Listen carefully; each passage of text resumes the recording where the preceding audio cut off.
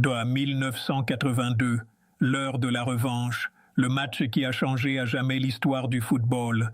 Imaginez un instant, nous sommes en 1982. La planète entière retient son souffle devant une Coupe du Monde qui promet déjà des émotions inoubliables. Les plus grandes nations du football sont présentes, les stades sont remplis et personne n'imagine qu'une équipe africaine puisse bouleverser l'ordre établi. Pour beaucoup d'observateurs, les favoris sont connus d'avance. Les grandes puissances européennes et sud-américaines semblent destinées à se partager les honneurs.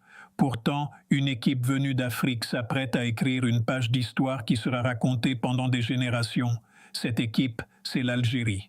Les Fennecs arrivent avec de l'ambition, mais aussi avec l'humilité de ceux qui savent qu'ils devront affronter des adversaires bien plus expérimentés. Peu de spécialistes leur donnent une réelle chance. Certains pensent même que leur participation ne sera qu'une simple formalité avant leur élimination.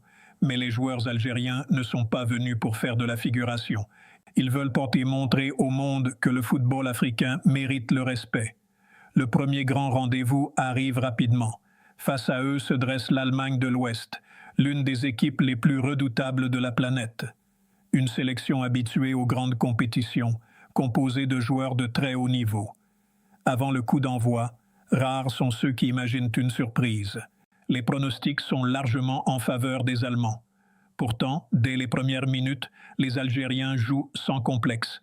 Ils pressent haut, défendent avec courage et profitent de chaque occasion. Puis vient l'instant qui change tout. L'Algérie marque. Les supporters n'en croient pas leurs yeux. Quelques instants plus tard, les Allemands égalisent. Beaucoup pensent alors que l'expérience allemande fera la différence.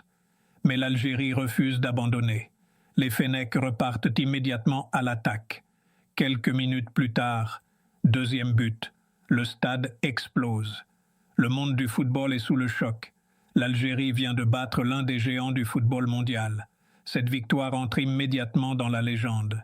Les journaux du monde entier parlent d'un des plus grands exploits de l'histoire de la Coupe du Monde. L'Afrique célèbre. Les Algériens sont accueillis comme des héros. Mais le tournoi est encore loin d'être terminé. Les matchs suivants sont difficiles. Chaque ballon est disputé. Chaque duel devient une bataille. Les Fennecs donnent tout. À l'approche de la dernière journée, l'espoir de qualification est toujours vivant. Puis arrive le match qui restera gravé dans toutes les mémoires. L'Allemagne de l'Ouest affronte l'Autriche. Les Algériens ont déjà terminé leur rencontre et doivent désormais attendre le résultat. Le scénario semble simple, mais ce qui va se produire marquera à jamais l'histoire du football. L'Allemagne ouvre rapidement le score. À partir de cet instant, le rythme du match ralentit fortement. Les occasions deviennent rares. Les prises de risque disparaissent. Le public manifeste son mécontentement. Les commentateurs eux-mêmes expriment leur incompréhension devant ce qui se déroule sous leurs yeux. Au coup de sifflet final, le score reste inchangé. Ce résultat permet à l'Allemagne de l'Ouest et à l'Autriche de se qualifier, tandis que l'Algérie est éliminée malgré un parcours remarquable. Cet épisode deviendra célèbre sous le nom de « match de la honte ». Même si aucune entente n'a jamais été officiellement prouvée, cette rencontre provoque une immense controverse dans le monde entier. Les critiques sont nombreuses. Les supporters se sentent trahis. Les médias internationaux dénoncent un spectacle qui ne correspond pas à l'esprit de la compétition. Face à cette polémique, la FIFA décide de changer son règlement. Depuis cette Coupe du Monde, les derniers matchs de chaque groupe sont disputés au même moment afin d'éviter qu'une équipe puisse adapter sa stratégie en connaissant déjà le résultat de l'autre rencontre.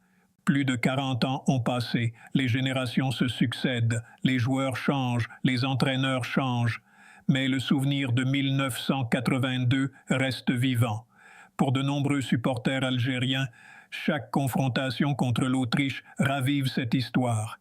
Ils espèrent voir leur équipe prendre une revanche sportive, non pas pour réécrire le passé, mais pour écrire un nouveau chapitre.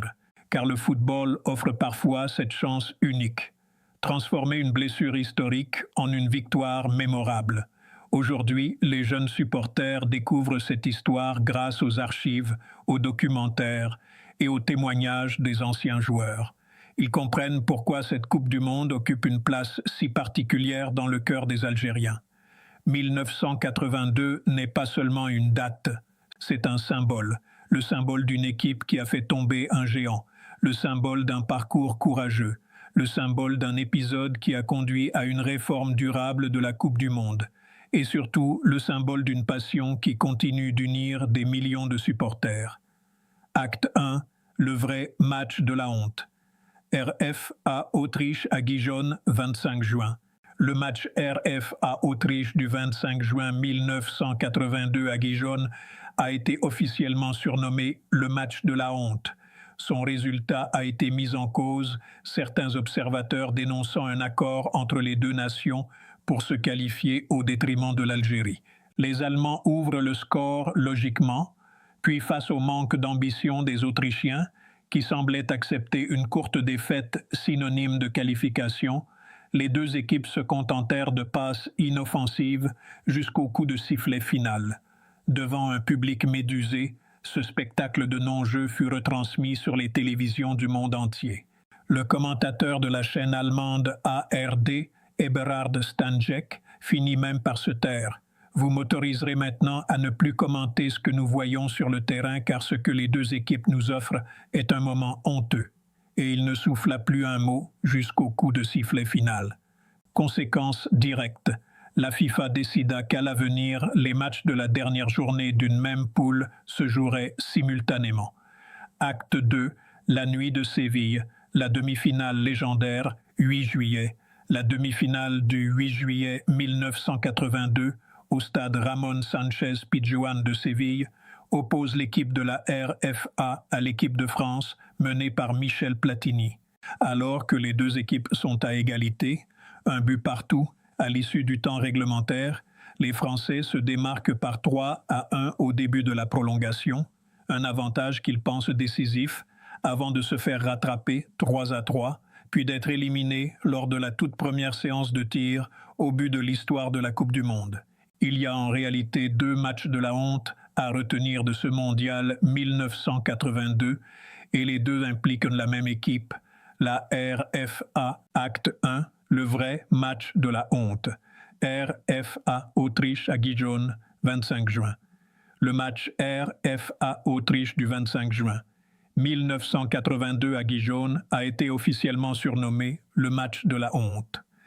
Son résultat a été mis en cause, certains observateurs dénonçant un accord entre les deux nations pour se qualifier au détriment de l'Algérie. Les Allemands ouvrent le score logiquement, puis face au manque d'ambition des Autrichiens, qui semblaient accepter une courte défaite synonyme de qualification, les deux équipes se contentèrent de passes inoffensives jusqu'au coup de sifflet final. Devant un public médusé, ce spectacle de non-jeu fut retransmis sur les télévisions du monde entier. Le commentateur de la chaîne allemande ARD, Eberhard Stanjek, finit même par se taire. Vous m'autoriserez maintenant à ne plus commenter ce que nous voyons sur le terrain, car ce que les deux équipes nous offrent est un moment honteux. Et il ne souffla plus un mot jusqu'au coup de sifflet final. Conséquence directe, la FIFA décida qu'à l'avenir, les matchs de la dernière journée d'une même poule se joueraient simultanément. Acte 2, la nuit de Séville, la demi-finale légendaire, 8 juillet, la demi-finale du 8 juillet 1982 au stade Ramón Sánchez Pizjuán de Séville, oppose l'équipe de la RFA à l'équipe de France menée par Michel Platini. Alors que les deux équipes sont à égalité, un but partout, à l'issue du temps réglementaire, les Français se démarquent par 3-1 au début de la prolongation, un avantage qu'ils pensent décisif, avant de se faire rattraper 3-3, puis d'être éliminés lors de la toute première séance de tir au but de l'histoire de la Coupe du Monde. Le scandale Schumacher, Battistone, entré en jeu depuis 7 minutes, reçoit une passe de Platini. Le gardien allemand Harald Schumacher s'élance sur lui à hauteur du visage, genoux en avant. Battistone s'écroule, commotion cérébrale, 4 dents fracturées, une vertèbre cervicale fissurée. L'arbitre néerlandais ne siffle rien. Loin d'inhiber les Français, cette injustice les galvanise. Ils font plier une équipe allemande devenue fébrile et huée par le public sévillan. Trésor puis Giresse marquent en prolongation pour mener 3-1. Puis vient l'enfer. Rummenigge, double ballon d'or, réduit la marque juste avant la fin de la première période de prolongation. Au retour, Klaus Fischer envoie un retourné acrobatique dans les filets français, 3-3. Au tir au but, Stielik et Sis ratent leur penalty et la France est éliminée 5-4. Une blessure collée à la presse française titre « Le tueur de Français ». Schumacher, le peuple aura ta peau. Paris Match qualifie le match de Troisième Guerre mondiale. Le lendemain, le chancelier Helmut Schmidt envoie un télégramme à Mitterrand. Le jugement de Dieu a voulu que la chance échoue au camp allemand. Nous sommes de tout cœur avec les Français qui méritaient la victoire tout autant que nous. Et Platini résumera tout d'une phrase. Aucun film au monde, aucune pièce ne saurait transmettre autant de courants contradictoires, autant d'émotions que la demi-finale perdue de Séville. Tive jamais refermée. Le contexte historique, l'Allemagne de l'Ouest, RFA affronte l'Autriche. Le lieu est Gijón en Espagne. La date est le 25 juin 1982. L'enjeu est la qualification au second tour. Le scénario du match, l'Algérie a battu le Chili la veille. Un score précis qualifie la RFA et l'Autriche ensemble. Ce score est une victoire allemande 1-0 ou 2-0. Le but est marqué par Hrubesch à la 10e minute. Le reste du match se résume à une passe à 10 géantes. Aucune équipe ne cherche plus à attaquer. Les conséquences et la révolte. L'Algérie est injustement éliminée de la compétition. Le public espagnol crie « Fuera, fuera, dehors, dehors ». Les commentateurs TV refusent parfois de commenter le match. La FIFA modifie définitivement son règlement après cela. Les derniers matchs de poule se jouent désormais en simultané. 40 ans plus tard, le football n'a pas oublié cette histoire. Les débats continuent, les souvenirs restent vivaces et chaque nouvelle génération découvre pourquoi ce tournoi est devenu légendaire. Une chose est certaine, l'Algérie a marqué l'histoire du football mondial et son parcours de 1982 restera à jamais une référence. CTA. Et vous, pensez-vous que le parcours de l'Algérie en 1982 est l'un des plus grands exploits de l'histoire de la Coupe du Monde? Partagez votre avis en commentaire, aimez cette vidéo, partagez-la avec vos proches et abonnez-vous à la chaîne pour ne manquer aucune grande histoire et toute l'actualité du football.